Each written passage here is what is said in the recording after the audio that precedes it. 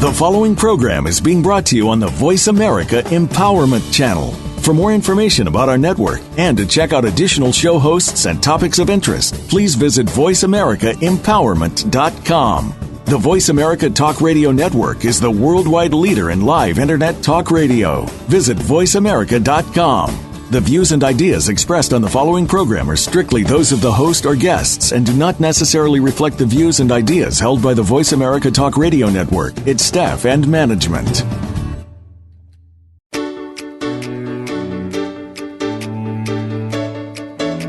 At times it seems like when you work on your professional career, your personal life seems to fall behind. Then, when you work on improving your personal obligations, the professional part of your life begins to suffer. Is there any way to keep them both humming along at a successful pace? Welcome to Master Your Life with hosts Leaha Mattinson and Dr. Howard Rankin. We'll take the guesswork out of which part of you is more important and show you the success stories of others that can help you realize that you can manage it all. Now, here are your hosts, Leaha Mattinson and Dr. Howard Rankin. Welcome to Master Your Life. I'm host Dr. Howard Rankin, and along with my co-host Leaha Mattinson, we're here to give you more inspiration, insight, and intelligence, and we certainly have a lot of that with today's great guest. But before we get to our guest, Leaha, tell me a little bit about your week. Have you got something valuable for us from the week? Well, I've had, yes, as usual, a very interesting week. My insight, I think, this week, I've been on the road a ton and babysitting my grandson, who is 2 years old, well, almost 2 years old, and just taking him out into different stores this past week, doing some shopping, and noticed how many of the aisles when we first walk into the store are completely just laden with candy and sugary treats and chips and pop. And I haven't been struck by that for a few years because I myself kind of steer clear of that stuff. But with my little guy tagging along, everything's right at eye level. And I just went, it's like he wants chips. And I'm like, holy, it's like a lot of temptation resistance for less than a 2-year-old. So, I think that parents and grandparents are fighting a battle every time you walk into a store. So just my kind of notice of the week. Yeah, go ahead. And so how about for you, Howard? How's your week been? It's been fine, and I really don't want to take any more time away from our great guest because what you've just said is very relevant to his fantastic body of work, which is in healthy living, lifestyle as medicine, health promotion and prevention. I'm talking about David Katz, who is the founding director of the Yale University's Yale Griffin Prevention Research Center and the current president of the American College of Lifestyle Medicine. Leaha, I could go on and on about David's credentials. He has more letters after his name than I actually have in my name, including my middle name. He has 2 more honorary doctorates than I do, which means he has 2. And he's published over 200 scientific articles. He's a Huffington Post influencer. David, welcome to our show. Thank you so much for being with us. I appreciate the very kind introduction, Howard. And Leaha, I think that's really a key observation and a great place for our conversation to start. And, we have lots of things to talk about, Howard, but when we get into issues of health, I think one of the more common and probably divisive topics about health is who's responsible for it ultimately. And there's sort of a camp that's all about personal responsibility, just, pull yourself up by your bootstraps and deal with it. And then there's a camp that's a lot about environmental determinism and, kind of, oh, woe is us. The modern world conspires against our health. And I'm in the middle, and we can come back to that. But, I think this issue of checkout counters that are effectively booby trapped so that, you can't get out of any given store without your grandchild being eye to eye with all of these tempting delights, it's a big issue because ultimately the choices any of us makes are subordinate to the choices all of us have. And, it's not really our choice that our grandson or daughter or our son or daughter is going to be overcome with temptation when we go in and out of the store, presumably on some quick errand. And then we either have to succumb and buy them something we may not want them to eat, or we have to have an argument with them that we never wanted to have. And that's been engineered into our day by somebody trying to sell us something, right? And my friends at Center for Science and the Public Interest write about this all the time, and how, there's really a great deal of marketing expertise, and it's not just what gets placed on what shelf where, but even how the packages themselves are designed. It turns out that a lot of kids' breakfast cereals are actually designed so that the characters in the images on the box have their gaze directed right at the eyes of our kids and grandkids. It's this layer upon layer of shrewd marketing, and should it really be your job as a grandma, stepping up to look out for your grandchild, to have to navigate past all of that. So, really interesting place to begin the discussion. Anyway, I'm delighted to be with you guys. Thanks for having me. Awesome. I just had this vision of myself with a big black fat marker running through the grocery store, crossing out all the eyeballs on the box of the cereal. Yeah. So that's what I'm going to be doing tomorrow morning, folks. All right. Good luck with that. Of course, we'll have to bail you out afterwards, but it'll be worth it. I appreciate that it sounds like you're willing. And it's not, I'm laughing about it because it seems like it's so outrageous, but I myself had about 100-pound weight loss, would be 18 years ago now, and I have, not put the weight back on, but it's wow. Like, that, just what you're talking about, the journey between, is it my responsibility, is it society's responsibility, how do we figure that out? All the neurological things that are now coming to light about, not only how our brains are, tripped up and trained, but if we have any sort of neurological problems, that all of these things that we ingest make those, compound those problems and make us even worse at making decisions, for our health. So I just think like brain fog and sugars and all that. Right. Well, first of all, Leigh, I didn't know that story about you. So wow, and congratulations. And thanks. That's just fantastic. And you hear occasionally about people losing 100 pounds, which is pretty amazing to begin with. But then keeping it off for 18 years and really finding that way to convert your lifestyle sustainably for the sake of your health is extremely impressive. So congratulations. Thank you. I trust you are a shining example to many. But, I think we've just, we blundered into this really important and rather fraught topic. And Howard, I think there are other directions we can go, but let's just start here. I don't get through a talk these days without mentioning the work of Michael Moss. Michael is a Pulitzer Prize-winning investigative journalist. His book is Salt, Sugar, Fat. He's got another book in the works, which I think is going to be terrific. It's called Hooked. And he wrote a New York Times Magazine cover story called The Extraordinary Science of Addictive Junk Food. And in that essay, Michael did a brilliant job of telling a very important story that actually has been told before. In fact, about 10 years ago, it was told in considerable detail in the Chicago Tribune, but for whatever reason, it didn't really get traction then, and it's getting more now.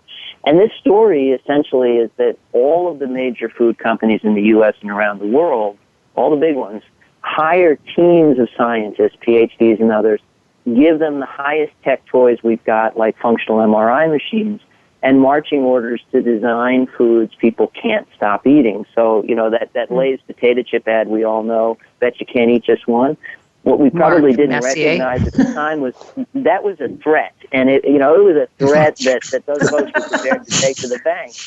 But it's not just Lay's potato chips. It's pretty much everything in the processed food supply has been manipulated in one way or another to increase the amount of eating we need to do before we cry uncle, to maximize the number of calories it takes for us to register fullness. And so you're absolutely right, Lee. I mean, whatever psychological issues any of us has, and, we've all got ours, but whether it's depression or stress or anxiety or an eating disorder or, pick anything, we're all vulnerable in one way or another. And then potentially, those native vulnerabilities in a world where food is wholesome and direct from nature, they would still trouble us, but they wouldn't necessarily express themselves as extreme obesity or type 2 diabetes or metabolic complications, because the food environment would protect us against the vulnerability rather than compound it. But you take those native vulnerabilities in the human psyche, which we've always had, and then compound them with a food supply that's literally engineered to be addictive, and it's a formula for public health disaster. And that public health disaster is all around us in the guise of epidemic obesity, epidemic diabetes, and all sorts of other bad stuff. So that's really what's going on, and it does, I think, lead to really interesting discussions about the right balance between what we can do for ourselves and what really ought to be handled at the level of the body politic. I often say that sometimes the best defenses of the human body reside with the body politic. It's not reasonable to ask people to choose good food while going out of our way to offer them bad choices. On the other hand, when you lost the 100 pounds, nobody did it for you, right? I mean, you kind of reached a conclusion in your life that this needs to happen, and maybe you had help, and maybe doctors were part of the formula, or friends. You probably weren't all on your own. Nobody's an island. But nobody did it for you either, right, Leah? So, I think there's this very challenging balance to strike. Yeah, so this really gets to the heart of the issue, and I completely agree with you. And I think any reasonable person who knows the data, too, would say there's a balance to be struck between, some individual responsibility, of course, but you cannot eliminate the environmental influence on people's behavior. It puts them in way too difficult a spot. You can exercise some self-control, but when you're really being pressured and the temptation is all around you, that becomes very difficult. I'd be interested to know from you, David, in terms of your perception of the state of health in the United States. I mean, for me, we have the most expensive healthcare system, but how would you look at the state of health in the U.S. right now? I would give us, at best, a C, Howard, and, I think there could be arguments for giving us an F, in particular because of the issue you raised. It's not that our health lags behind countries all around the world necessarily, but if you look at the ratio of what we spend on so-called healthcare, and let's be clear, it's a bit of a misnomer, right? I mean, we've always called it healthcare, so we keep calling it healthcare. Mostly what we mean is disease care. Very little of it is preventive. Very little of it is about building health at its foundations. Most of it is about treating people after they get sick. And then some small portion is come in for a checkup, and, we'll check your cholesterol and blood pressure and offer you some tips about modifying risk factors. But mostly it's a disease care system. So if you look at the ratio of what we spend, either just absolute dollars or even as a percent of GDP, over what we get in terms of health returns, which I think are best measured not necessarily in terms of life expectancy, but health expectancy, that combination of how long we live and how well we live, years of disease-free life, that ratio is not very favorable here in the U.S. We spend more than any other country. We do lag behind most of our peer countries, so countries, so-called Western or industrialized countries, we lag behind many of them in all of the key health indicators. We lag well behind a number of countries, Japan, Scandinavian countries, in terms of life expectancy. We lag behind many in terms of the prevalence of major chronic diseases, obesity, diabetes, and so forth. So we are sicker. We don't live as long. We're spending a lot more. So that ratio of dollars spent per return on investment measured in terms of longevity and vitality is not highly favorable. So, we're somewhere between an F because, hey, you guys are spending a lot and not getting much for it, and a C where we say, okay, our health is not terrible. I mean, we're certainly doing a lot better here than in, really impoverished countries, Bangladesh or Sudan, but we're not doing nearly as well as we should be. And I think a big part of the problem is this distorted perspective on what health means. We've kind of over-medicalized it, and even the very fact that this so-called healthcare system we talk about isn't really a healthcare system. We've done very, very little to look at, what would investments in health at its origins be about? How do we emphasize prevention, health promotion? I think there's been altogether too little of that, Howard.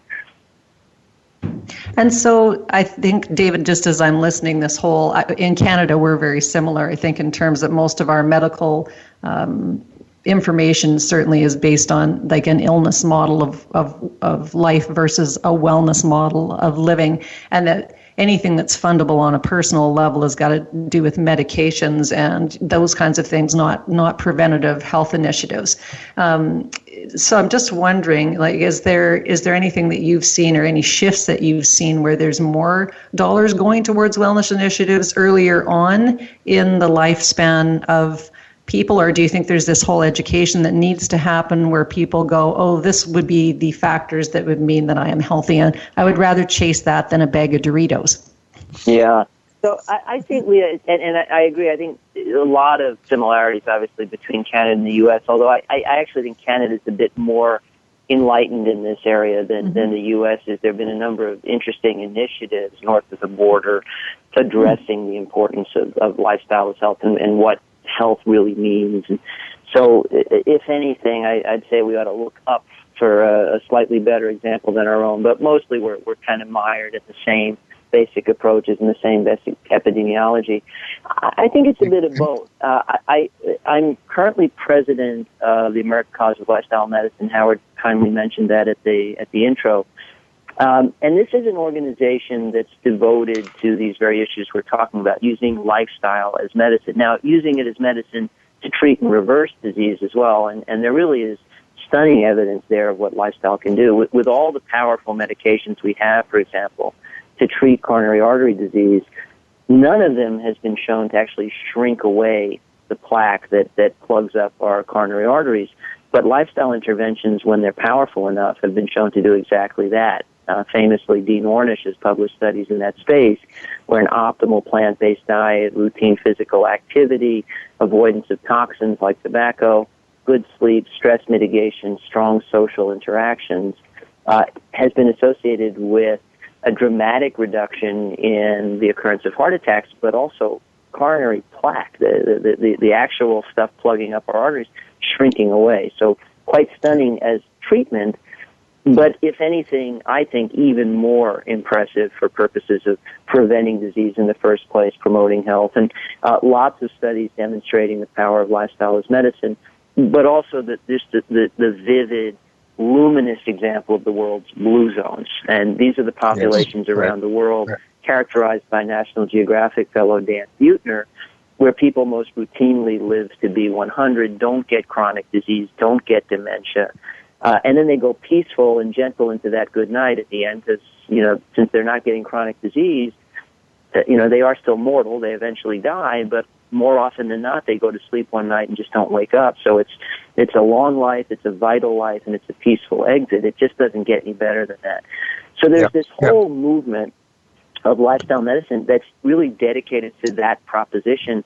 And I have witnessed over the tenure of my presidency just an explosion in the interest in this field here in the United States. And as we speak, I'm just back from Australia just a few days ago, where, among other things, I gave a talk to the Australasian Society for Lifestyle Medicine. And this organization is brand new, and it's growing like gangbusters. There's a new lifestyle medicine society in Korea. There is a new European lifestyle medicine organization. There's a global lifestyle medicine alliance. This is a global movement. There are organizations that are being developed, growing rapidly, and expressing incredible energy and passion all around the world. So I think there is a massive movement in this direction involving health professionals. I think there's considerable interest by the folks paying the bills because I think they've come to recognize the status quo is untenable. We really can't afford business as usual.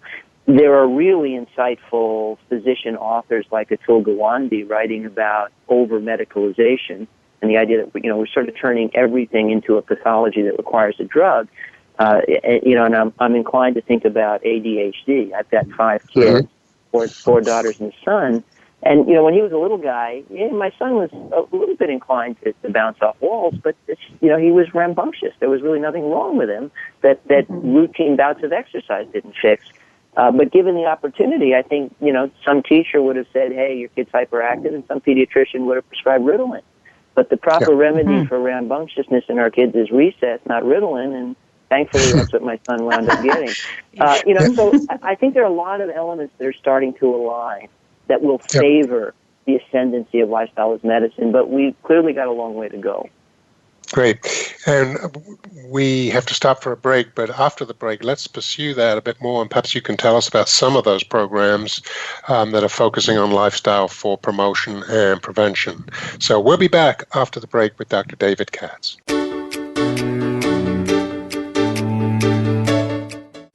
We're making it easier to listen to the Voice America Talk Radio Network live wherever you go on iPhone, BlackBerry, or Android. Download it from the Apple iTunes App Store, BlackBerry App World, or Android Market.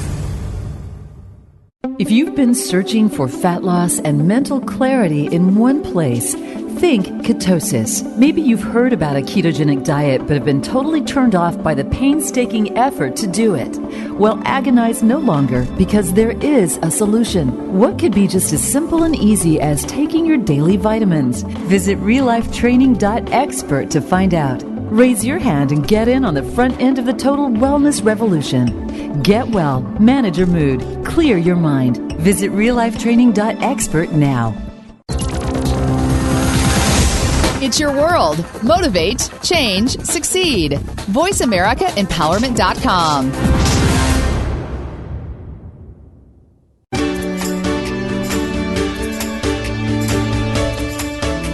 You are tuned in to Master Your Life. To reach Leaha Mattinson, Dr. Howard Rankin, or their guest, please call in to 1-888-346-9141. That's 1-888-346-9141. Or send an email to Leaha, that's Leaha, at changeyourlife.expert. Now, back to Master Your Life. Welcome back to Master Your Life. I'm Dr. Howard Rankin, along with my co-host Leaha Mattinson, and today we're talking with Dr. David Katz, a renowned health promotion expert, and that doesn't even do him justice. But we've been talking about the balance between environmental and cultural factors and individual factors in health, and the role of health promotion and health prevention generally, and lifestyle as medicine. And this is very valuable, I think, and it's really critical. And David, you may know that I've been doing a little work with Dr. Dean and Aisha Sherzai, who are two well-renowned neurologists who have been educating me as well as the population about the role of lifestyle in dementia, for example.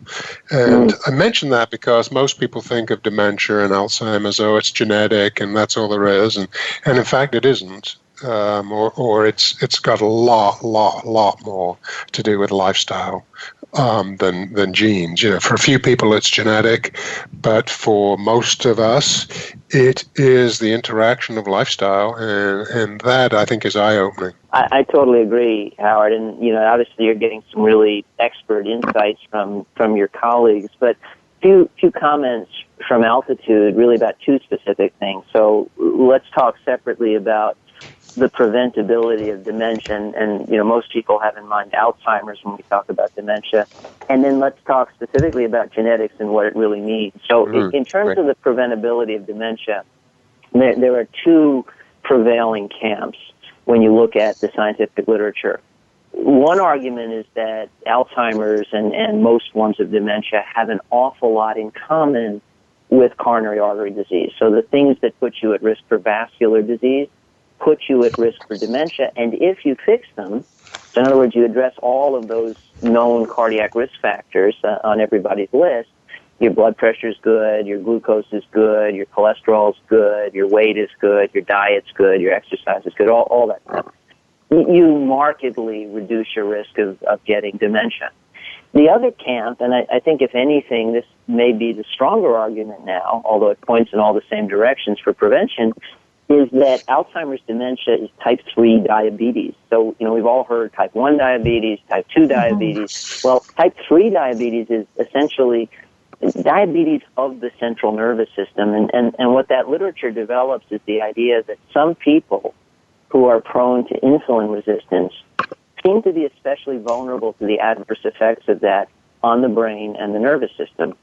And that the insulin resistance that makes it hard to get glucose into cells can kind of preferentially affect the brain, which is highly dependent on glucose. And so you wind up with high levels of insulin affecting the brain adversely, and that propagates the development of dementia. Well, the good news there is we know an awful lot about preventing type 2 diabetes, and it all seems to work for type 3 diabetes as well. So again, we're talking about eating well, being active, not consuming excess sugar, eating foods close to nature, not drinking soda, drinking water instead, being physically active, controlling your weight.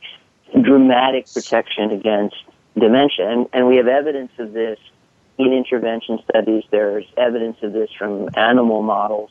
And then there's really compelling evidence of this when we look around the world at populations that simply don't seem to get dementia very often. Again, like those blue zone populations I mentioned earlier in contributing. So I think one whole domain of really interesting discussion is dementia. It's not a boogeyman that's just going to leap out of the shadows and get us.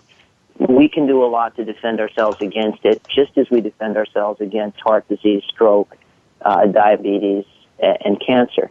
The other topic, and they're closely related, is you mentioning genetics, and I think it's really crucial to point out to people that yes, our genes say something about our vulnerability, but they say very little about our destiny. DNA is not destiny, and I know you know this. We sort of started out with a wild enthusiasm for decoding the genome. And I think kind of caught up in that excitement about unraveling the mysteries of the genome was the idea that DNA is our destiny. And what we've come to realize over the span of the last decade or so is that with a very rare exception, that isn't true. And the rare exceptions are things like sickle cell anemia or Huntington's disease, where if you have the genes, you get the condition. But those are very much the exception, not the rule. And most of the time, the action is all at the level of what we call epigenetics. And, it turns out that our genes make up very little of the real estate in our chromosomes. Most of that real estate is the epigenome, which is switches, essentially, dials and levers, if you will, but dials and levers written in the language of DNA that control what our genes do. And there is Nobel Prize-winning research in medicine showing that lifestyle interventions can change those switches, alter what our genes do. And so, DNA isn't destiny, and to a degree most people don't appreciate, dinner actually is, because, you change your lifestyle, you change the behavior of your very genes. So we can defend against our genetic vulnerabilities, but we can actually rewrite our genetic vulnerabilities by changing what our genes are doing, by changing what we do in our daily routines. And I just want to weigh in a little bit on the the DNA is not our destiny. And David's surprise number 2 is that I'm actually gene positive for Huntington's disease. So in my family, my father, though, is 78 years old, and I would say he's in fantastic shape in comparison to some of the rest of our family members. What I want to say to our listening audience, though, is that when we have these genetic sort of, preconditions to things, it absolutely means that we can also, get on a plan of controlling as much as we possibly can of that gene expression and being as healthy for as long as we can. It doesn't mean to throw in the towel and go, oh, darn, I got fill in the blank here, and I'm just going to quit and go curl up with my 12 box of sugared donuts and bottle of wine. It means, that there's all of these lifestyle factors that really do lead to us being well, and it's almost thinking of it on a moment-to-moment basis. And part of the thing that you just didn't kind of mention about controlling the expression of illness is the social connections. And I know you mentioned it in the first segment. In this segment, I think that having great social connections is also about when you're well, you make better social connections. And that people who are looking at, well, why do I want to be healthy? What does it matter? What does it matter if I fit into a size 4 pair of jeans or a size 12 pair of jeans? Who cares if I have to sit in the doctor's office for the next 3 hours? I wasn't doing anything with my time anyway. So the mentality of going, if I am well, then I will have great social connections, and great social connections lead to, better intimacy, which intimacy is the Dorito.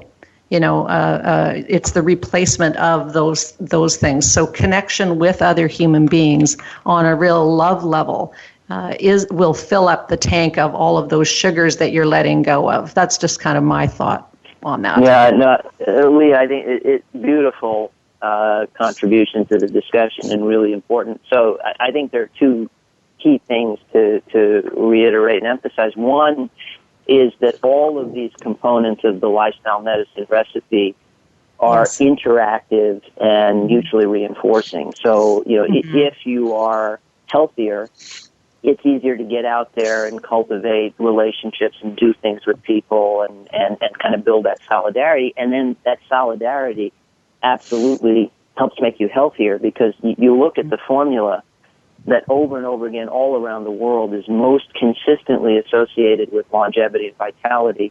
It's feet, forks, fingers, sleep, stress, and love every time. So feet is physical activity, forks is dietary patterns, fingers is not holding cigarettes, getting enough sleep, not being stressed out or doing something to manage stress, and love, cultivating strong social connections, whether it's to romantic love or family or friends. All love is good love. And these things reinforce one another, and, it's really hard to say which is the key ingredient. I think it's the whole recipe. Totally agree. And then I think the other point you're making is one, I don't think we can emphasize this enough, and that is healthy people have more fun. I think all too often you get into a discussion about health, and I think everybody sort of conjures this image of a wagging, admonishing finger. You should do this because it's the right thing to do. It takes on these moral overtones. And I've long talked to my patients about the issue that, hey, we should be talking about, why do you care about being healthy in the first place? Why do you come to me? It's not so that I can tell you what you should do. It's because you probably recognize at some level that if you're healthy, your life will be better. I mean, that's why you want to do this, not because I say so, right? Healthy people have more fun. So absolutely. I mean, it's the donut, it's the Dorito, it's the chocolate, whatever floats your boat. I mean, the simple reality is that vitality and energy every day feels great. That's what this is for. You'll have a better life, and everybody wants that. Absolutely. Perhaps we should change it from healthcare to fun care, and perhaps that would get more people involved. Okay, so let's get to what may be the $64,000 question, which may not even be answerable. I know that you have implemented many initiatives to help change the environment and, promote health, prevent health, whether that's at the level of better labeling of foods to more activity in the classroom. First of all, perhaps tell us about some of those initiatives, and then talk about if you really had the power to do it, what would you really like to see done that would elevate health overall, not just in this country? Okay, so as you say, Howard, I mean, my career really has been devoted to the practical aspects of this. I'm the kind of guy who I'm a scientist. I run studies, but on the other hand, if my foot were to catch on fire, I wouldn't need a randomized clinical trial to fetch a pail of water. And I sort of looked out at the public health landscape that way and thought, well, what's broken is fairly obvious. Let's fix it. So, we know physical activity is important for kids and adults, and we know that neither group is getting enough. And the questions are why. And we've got too much labor-saving technology and crazy hectic schedules. And, okay, so you're telling me in the modern world kids are not going to get an hour of phys ed every day, and they're not going to get recess every day. But, what if we give them 5 minutes of physical activity once an hour throughout the day? Would that fit better in the modern school day? So we designed a program to do exactly that called ABC for Fitness, and it's available for free, and we've studied it and published it, and it's active in schools throughout the U.S. and around the world. We developed a program for adults for use in the workplace throughout the workday, put together just the same way, and it's a library of physical activity videos you can follow throughout the workday called ABE for Fitness, Activity Burst Everywhere. So we've got Activity Burst in the classroom for kids, ABC for fitness, and ABE for fitness for adults. We've got a food label literacy program, which we designed for kids but also works for adults, that teaches people how to trade up their groceries, called Nutrition Detectives. And then we've got a food guidance program, a nutrient profiling system in about 2,000 supermarkets throughout the U.S. called NuVal, which we developed in my lab. 1 to 100, the higher the number, the more nutritious the food. You can get an overview on all of this and our many other programs as well, either at my website, which is davidkatzmd.com, and it's basically a hub that leads to all the different stuff I'm involved in. I also have a nonprofit foundation because all these things I'm describing we give away for free, and that site is turnthetide.foundation.org. So either of those places, you can access these programs, you can download the materials, you can get the Nutrition Detectives DVD, all that good stuff. So, essentially, the way I've thought of this, Howard, is that we're all up against a flood of factors that conspire against our health, a flood of highly processed, hyper-palatable, energy-dense, nutrient-dilute, glow-in-the-dark kind of foods, constant flow of marketing dollars encouraging us and Leah's grandson to eat all the wrong foods in all the wrong quantities. Right. Wave after wave of technological advance where invention is the mother of necessity, giving us gadgets and gizmos we never needed in the first place that are now replacing the work of muscles all the time. And if you want to contain and reverse the flow of those floodwaters, we need something like a levee. So each of these programs is a sandbag in that levee. And no one of them is enough to fix it by itself. But if we do enough of this kind of stuff in enough places for enough people, eventually it does become enough. So that's been the mission there. The answer to your second question, what's the big thing that I'd like to see change? Well, I'll sort of quick two-part answer. First, we need clarity around the right answer.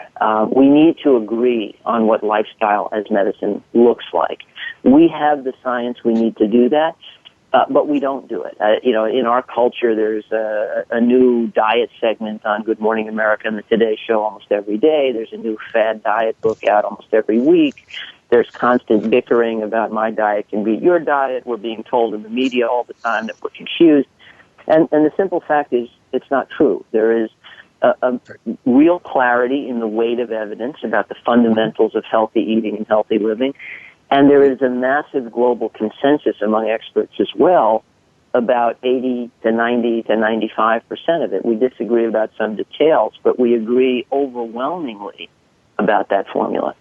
And I think one key thing that I'd like to see happen in the world is for the population at large, everybody, to understand that we know where there is. You can't get there from here if you don't know where there is, and we do know where there is. So I've actually devoted this stage of my career to something called the True Health Initiative. I founded this. It's accessible at truehealthinitiative.org. And it is a global coalition of extremely diverse experts banding together to say, we agree about the fundamentals of healthy living, including healthy eating, and we're willing to stand up and be counted. And the beauty of this thing is that our council of directors, which is over 300 strong from 30 countries, first of all, it's a who's who. We have 3 former surgeons general of the United States. We have chairs of departments and deans, and we have the Obama's personal chef. We have Mark Bittman, the nutrition writer. We have Sanjay Gupta, the household names. But in some ways, what's more impressive, Howard, is that this group ranges from vegan to paleo. I mean, I think most people think, gee, those people don't agree about anything. The paleos basically want to club the vegans over the head with, a leg of moose, and the vegans want to poke the paleo's eyes out with a carrot. But the reality is, when they know what they're doing, experts in vegan diets eat all plants, and experts in paleo diets eat mostly plants along with wild salmon. When you need a break? Or Yeah, actually, if this is a good time to stop, but we'll pick it up in the last segment. And specifically, I think you've mentioned some great resources of your own that people can go to. In this last section, perhaps we give people more of some tools and practical advice that they can do even in this difficult situation where people's health perhaps is not as much under their control as they'd like. So we'll be back right after the break.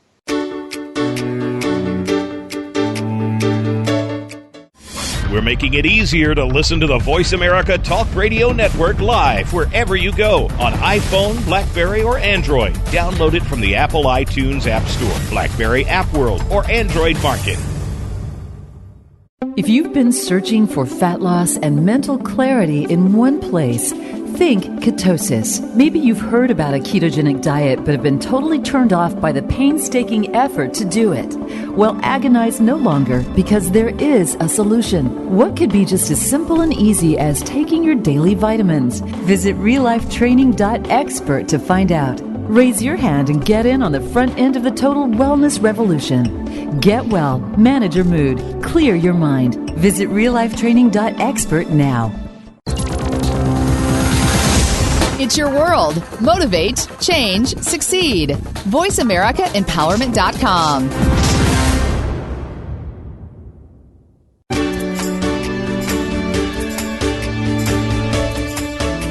You are tuned in to Master Your Life. To reach Leaha Mattinson, Dr. Howard Rankin, or their guest, please call in to 1-888-346-9141. That's 1-888-346-9141. Or send an email to Leaha, that's Leaha, at changeyourlife.expert. Now, back to Master Your Life. Welcome back to Master Your Life. Dr. Howard Rankin with Leaha Mattinson, and today we have the privilege of talking with Dr. David Katz, one of the world's leading experts in lifestyle as medicine, health promotion, and prevention. Just before the break, David, we were talking about different programs and things that people do. Perhaps you'd like to finish your thought. Yeah, so I was saying, Howard, I think one of the key ingredients that we really need to rally around is just the clarity about what lifestyle as medicine looks like, including the fundamentals of a healthy diet. And, we could sort of compare that to the lunar missions. We got to the moon, which seemed like a pretty daunting thing to do, and I think there were three key elements there. We wanted to go, we're an ingenious species, and we knew where to find the darn thing. I think we want to go to a world where there's 80% less chronic disease. We're still an ingenious species. I think it would massively advance the mission if we would rally around the fact that we know where there is. So the True Health Initiative is devoted to that enterprise, and I invite people to visit that website and check it out, truehealthinitiative.org. And then, the other thing you asked me, what's the one big thing I'd like to see changed?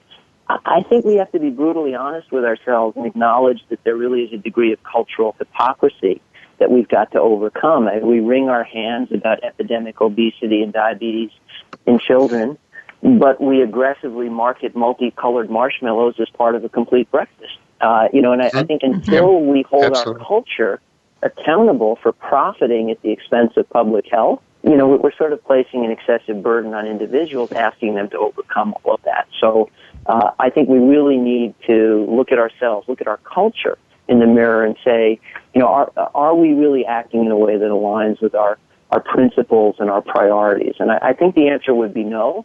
And I think it would invite us all collectively to engage in some soul-searching and some significant changes. Yeah, and I like the way that you put that, David, just about having the collective sort of culture shift. But the collective is made up of individuals. So if we kind of individually can't get our head around some sort of social responsibility or moral responsibility, kind of that, we've talked about, Howard has a site called I Think, Therefore I Am Wrong.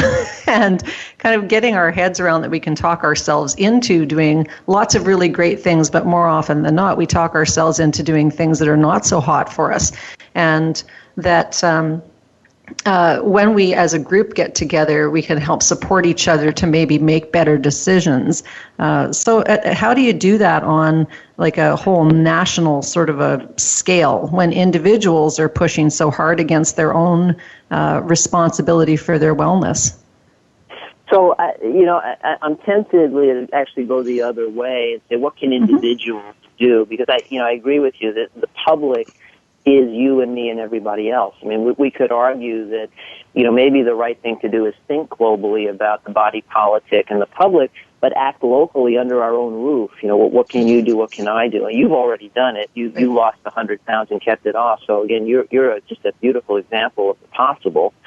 But, I would argue that we can't just keep waiting on the world to change, and no one of us can change everybody, but every one of us could change what we do in our own lives every day and what our families do. So I argue for something I like to call skill power. I think we talk too much about willpower, and I think we ignore the issue of skill power.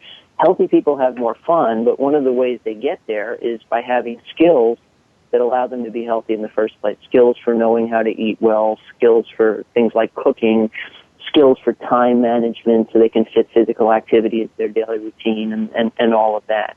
I've written about this in some of my books, and what I've tried to do really is look at the skills I rely on as a preventive medicine specialist and figure out how can I pay these forward. And I'll give you one example of what I think of as skill power and the sort of thing that individuals could latch onto to get started. Taste buds are adaptable little fellas. When they can't be with the foods they're used to loving, they learn to love the foods they're with, and that can work for us or against us. So, if you feed them ever more junk food, you're eating ever more sugar, ever more salt, ever more food chemicals, you come to prefer all of that, and then, frankly, an apple tastes funny. But if you go the other way, if you eat less processed food, more wholesome food, foods closer to nature, you're eating ever less sugar, ever less salt. The result of that is your taste buds come out of the sugar-induced coma they've been in, and all the food you're eating starts to taste a whole lot sweeter and saltier to you, and you actually prefer less processed foods and foods with shorter ingredient lists. So let's just say you have a sweet tooth and it's conspiring against your diet and your health, and you're thinking, well, the only way to fix this is to cut out dessert, but you love dessert. And so it's really hard, and you try it for 2 weeks, and then you miss dessert, and you go back to eating it, and you've accomplished nothing. I would argue that the skill power approach to that kind of problem would be trade up your salad dressing, trade up your pasta sauce, trade up your crackers and chips and bread. There are pasta sauces, marinara sauces, on every supermarket shelf in North America with literally more added sugar than ice cream topping, and sitting right next to them in a jar that looks the same, costs the same, and frankly tastes pretty similar is marinara sauce with no added sugar, and most people don't know the difference. Yeah. Well, the difference matters in terms of the sugar you consume every day, in terms of the calories you consume every day, and in terms of how much sugar you like at dessert time. So you trade up that pasta sauce. It's not a heavy lift, but it makes a big difference. And if you do that in choices in every aisle of the supermarket, the cumulative effect on your diet is huge. The cumulative effect on your palate is huge. You really become more sensitive to sugar. And the same concept applies to salt and everything else that's wrong with our dietary choices. Well, this becomes an incremental approach to improving your own diet. You can, if you're the one who does the shopping, you're doing the same thing for everybody in your household, and you start to cultivate that skill power approach to better health, and then maybe you talk to your friends about it, and then they try it too, and the next thing you know, there's a community of people who are shopping better, and now you know what? The supermarket is starting to notice that some brands are selling better than others, and their portfolio isn't quite right, and they start to shift to better products that they're selling in the first place, and the food supply gets a little bit better, and on we go. So ultimately, we want to change culture, we want to change the world, but no one of us can just keep waiting on the world to change. And I think if we apply skill power and think about this one step at a time, we can change the world by starting with changing ourselves and the health environment under our own roof. Yeah, I think that's excellent advice. I mean, it would be nice to think that, somehow politically we can rein in misleading advertising, change the way food manufacturers process food, et cetera, and maybe one day that'll come, but realistically, we have to. Let's not hold our breath, right? Yeah, we'll pass out. Right. We'll definitely all pass out if we're holding our breath. No, I agree, Howard. I don't think it's an either or. I'm definitely involved in efforts that relate to policy change, and I have colleagues that that's their whole career. They're really all about policy change and legislation, and some are very focused on litigation and all the different things we can do to try and get to a better food supply and a better health environment. And I support all of that. But, one of the things I've long maintained is that the ultimate power over the food supply is the food demand. And if enough of us change the way we vote at the cash register, there's no question that the sellers are going to get that message, and they will change the food supply. We've seen it happen. Unfortunately, we haven't seen it happen in very functional ways. It's mostly been, we've shifted from low-fat junk food to low-carb junk food to gluten-free junk food. I mean, it's all been pretty silly. But still, we've seen the food supply jump through hoops to give us what we think we want. If we could just learn to want wholesome, less processed, better for us food, the food supply would shift in that direction too. And I think that is the next big trend. Well, so, David, I just want to, we've only got about a minute and a half left, and I just want to highlight for our listeners a couple of thoughts, and then have you kind of talk about your websites again for people to be able to go and check in. So if there's just one thing that they could practice this week, it might be taste bud rehab, and maybe the second component would be love more. So if you have those two takeaways as listeners, that would be fantastic. Yep. And maybe you could just mention your websites again real quick. David? Sure. Thank you, Leah. So davidkatzmd.com is kind of, all the different stuff that I do, and it's a portal to all these others. The website for my nonprofit, where a lot of these programs are directly available to you, is turnthetidefoundation.org. And then I encourage everybody to see what a global coalition of experts thinks is the lifestyle medicine formula at truehealthinitiative.org. And you can also sign up and join us and add your voice to the chorus there. And I'm certainly going on those sites right now as soon as we finished. David, I just want to thank you so much for your time and for your insight and for your intelligence in what is really a very critical area.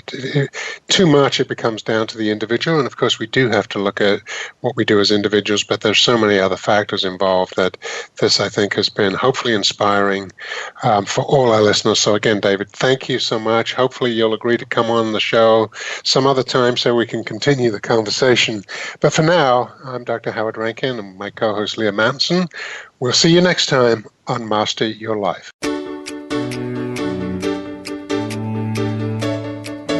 Thank you for being a part of our show today. Master Your Life with Leaha Mattinson and Dr. Howard Rankin can be heard every Tuesday at noon Eastern Time and 9 a.m. Pacific Time on the Voice America Empowerment Channel. Now, go enjoy your successful life.